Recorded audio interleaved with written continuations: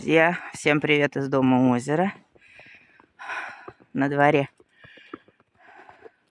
католическое Рождество. Всех причастных к этому празднику мы от души поздравляем. Желаем мира, света, тепла, добра, приятных сюрпризов. Вот. Ну а мы, жители дома озера, занимаемся своими делами, готовимся к Новому году и нашему православному Рождеству.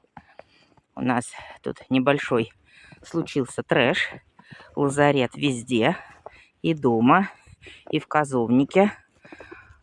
Вот, козу мы лечим. А еще сегодня поедем с маленькой козочкой, что-то у нее вздулось на животике, какая-то шишка. Едем в ветклинику. Нужно исключить грыжу. Вот, поэтому вот так. Сейчас я гуляю с Лушей. Асю я уже прогуляла. Потом, после клиники, мы идем в поликлинику с Сашей. А затем уже вечером у меня елка. Вторая уже в этом году елка у нас на работе. Так что вот как-то так.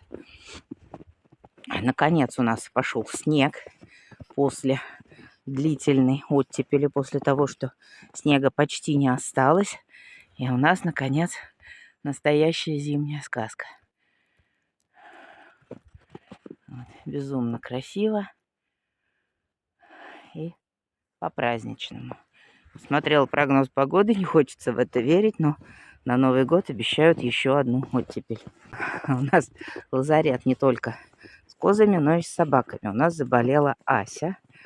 Сначала мы думали, что она проглотила какую-то кость, возможно, рыбью, возможно, куриной косточкой стащила, подавилась. Оказалось, что у нас впоследствии выставки мы поймали питомниковый кашель. Ну и в результате сейчас она у нас на антибиотике. Нашли человеческий аналог препарата, который ветеринарный. Это банальный азитромицин. Мы сейчас ей его по капсуле в день выпаиваем по 250 миллиграмм. Вот. А тот препарат, который нам нужен, азикан, он в инъекциях, но, к сожалению, его нет.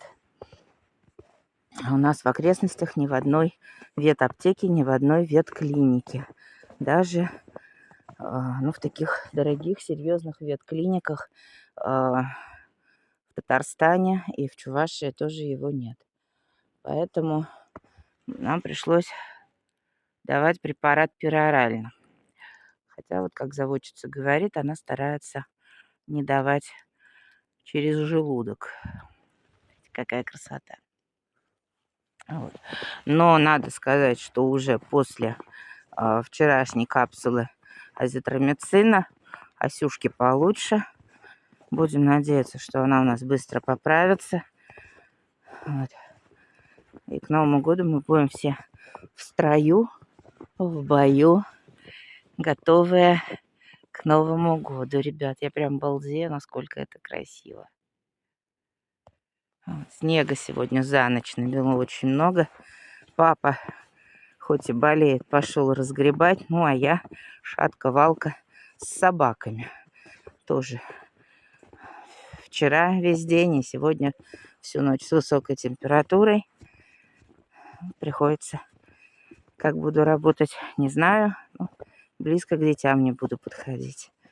Заражать никак нельзя. Так что вот такие вот дела, друзья. Ну что, дубль 3. И до вечера мы свободны от выгулов. Сейчас Сашулька пойдет управляться, потому что надо ехать нам в Волжск. А вечером управляться буду я уже после елки.